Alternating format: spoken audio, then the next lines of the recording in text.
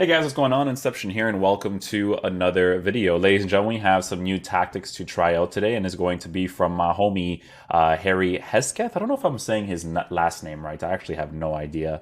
But yeah, we're going to be trying out Harry's aggressive-oriented 4-4-2 tactics. So, as usual, be sure to go check out the original video in the description down below and in the comments section. But in regards to how Harry sets up his team, he sets it up like a very aggressive-oriented 4-4-2. So he has the defense set on balance with 5 width, 7, 8 for depth, and then he has his offense set to long ball with 5 on the width, and 6 for players in the box. So again, it is very aggressive oriented tactics. Now, what's important when you use a tactic like this on the attack, long ball, really forcing your players to make those runs in behind the defense, is that your defense, it's more ideal for them not to be conservative, because since your attack is so attacking oriented, you kind of need your defense to also sort of be attacking oriented or be in the attacking position, so that when you lose possession of the ball, they're at a high depth to be able to win the ball back and to utilize all those attackers that you have up there, right? So that's the whole point of using a formation like this in your team.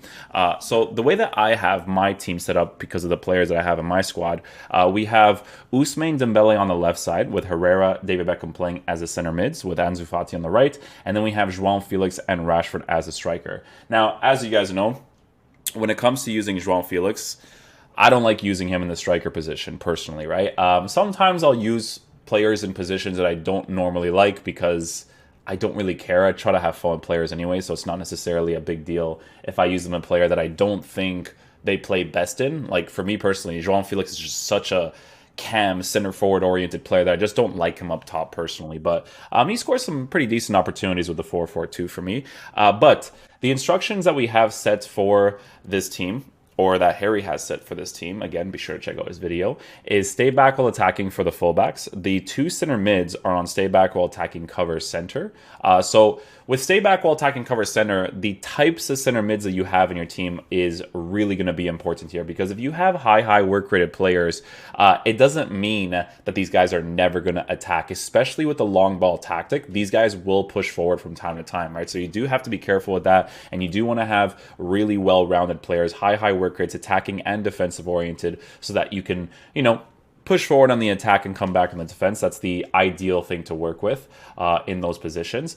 The left mids and right mids are on cut inside, get in behind, and get into the box. So he has the get into the box part on the card, so that when he does find himself in a situation where his left mids and right mids are out wide and he wants to do that cross to the far post, to the oncoming left mid or right mid, you could score those opportunities as well, right? So it's ideal to have a camera angle like co-op to be able to see those runs. But for me personally, I don't like using co-op because it makes me feel more disconnected from the game. It's very strange. Like, it's ideal to see that area, but we just use the telebroadcast either on 20 and 0 or 15 and 0 or 17 and 0. I'm always like changing between them to see which one I like the most. But yeah, that's how the center mids are set up, and that's how the left mids and right mids are set up. And then he does not touch these strikers. So again, like this formation and tactic, or like the players that I'm using, the base characteristics of your players are going to be very important, right? With Marcus Rashford, I really feel like you're not really going to find too much of an issue with his attacking AI playing in that striker position.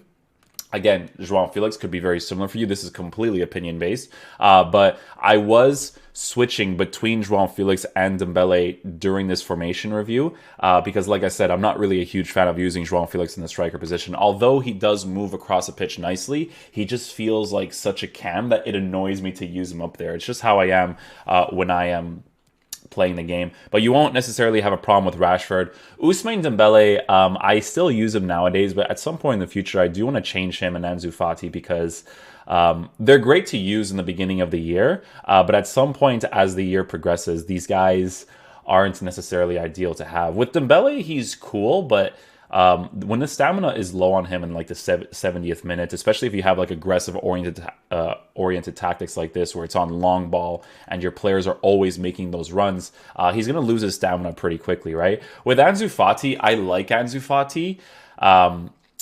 honestly, I don't really have too much of an issue with him. He's just a little bit linear in his attacking AI, but he plays better when it's a left mid or right mid position. I really don't like his attacking AI that much. It's not like it's terrible, but I don't like it that much in a 4-2-3-1 on the side, although I do use him there for the sake of the team.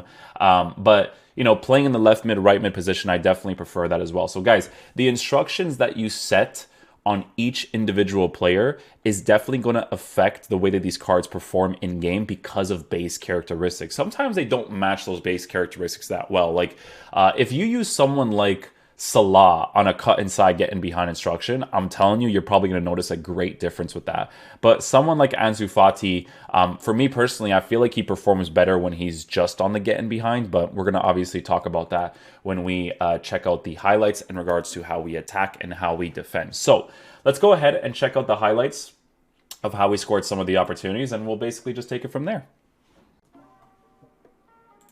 All right, guys, so let's get started with the highlights. So I don't know what it is, man, and I feel like you guys may agree with this. I feel like the striker instruction I would have to change or something, but there's something about the 4-4-2 formation that I just don't like using. I don't know what it is. It just feels really boring for me. I even tried to use like Run the Foot Markets 4-4-2, and it is one of the most meta formations in this game. It's that, the 4-2-3-1, in some cases the 3-5-2. I think some people are actually using the 4-4-1-1 because having the width in your team is very important in this game, right? Because of the way that you can utilize the through balls, fullbacks over committing, so it actually gives you that extra space and stuff, right? So a lot of those things are hugely relevant when using formations like this, but for some reason, I don't know what it is, man. Like the 4-4-2 just doesn't click with me because I don't like how the middle is set up in the team, right? So let's talk about how Harry's formation performed in game, right? So the fullbacks on stay back while attacking is perfectly fine. I don't really have a problem with the back four area.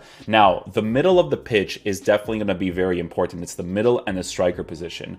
You need to be able to learn aggressive defending with a formation like this because there are gaps in the middle that kind of open up because of how the aggressive defense is set up with the 5 width and the 8 depth, that you kind of have to like really force yourself into certain situations to aggressively intercept or tackle the ball. So you definitely have to learn that in your gameplay if you're going to be using tactics like this, because if you're conservative, right, and you try to block passing areas, that's not necessarily a great way to defend in the game this year because of how ridiculous the through balls are, right? The through balls, they have that specific mechanic where they avoid opposition defenders. So sometimes even when you mark a general area really well, you know, they could still make that pass behind you. So that's why aggressive defending is a very important thing to do in this game, blocking out those passing lanes and kind of committing that tackle in, right? You definitely need to control your midfield a lot when using a team like this, and when you really need to switch the center back and immediately accelerate into the attacker to be able to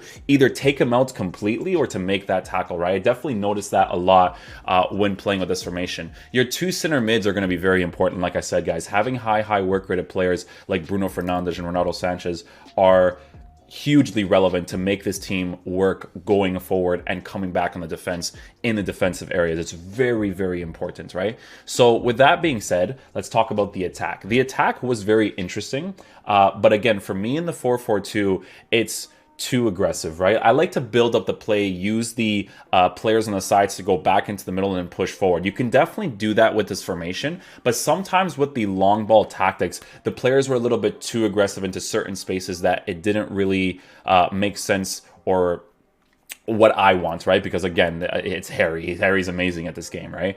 But I don't know, man. There's just something about the 4-4-2. The build-up, I don't like not having the cam. I don't know what it is, man. Like even when I use like a 4-3-2-1, I like to have false 9 on the striker so that he kind of pushes back into the midfield so he can act like a cam. You know what I'm saying? Formations like the 4-3-1-2, 3-5-2, 4-2-3-1, I always feel like when I'm playing FIFA, I always want to have that cam, because the way that I like to build up my play is to work with the CDMs, to work with the cam, and then to rely on the attacking AI with players like Marcus Rashford, João Felix, Ansu Fati, and all these types of things, right? So this is completely personal preference based, right? But the way that you have to play with a formation like this is to always constantly watch for those aggressive runs, because there are moments, especially if you have really good attacking AI players up top, there are moments where the pitch opens up really nicely because they always push out to the side. So here's what happens, right? With the strikers, I often found them drifting wide constantly. So what happens when these guys drift wide is that your left mid and right mid, because they're on that cut inside and getting behind instruction, they start to utilize that empty space. So that's the run you have to look out for. With this team, don't do 1-2 plays. 1-2 plays, like you actually going for the L1 pass, don't go for that, because with the long ball tactics and players in the box set at 6 with 5 width, these guys are going to make that run the moment you pass that ball, and they will get into the empty spaces. Again, it's something you have to kind of get used to. It's not going to be the type of thing where if you play more conservative attacking, it's not something you'll get used to immediately. You just have to watch for all of those aggressive runs being made. Even when you guys are going to be watching these highlights right here, there are certain runs that I definitely missed my players doing because I'm not used to building up the play like that. So that's very important when it comes to attacking with this formation. The point about the 4-4-2 and the thing that makes it so meta, right, is the fact that even if your left mids and right mids do not cut inside and get in behind, them occupying those positions allows for the fullbacks to never push into the middle. And if they do push into the middle at any point, you have those left mids and right mids on those side positions to be able to score those opportunities. Because what you'll see happen sometimes is that their fullback will start to cut inside into the middle, right? Because they're marking one of your attackers, whether that's Rashford or João Felix in my case, or any of the strikers that you're using.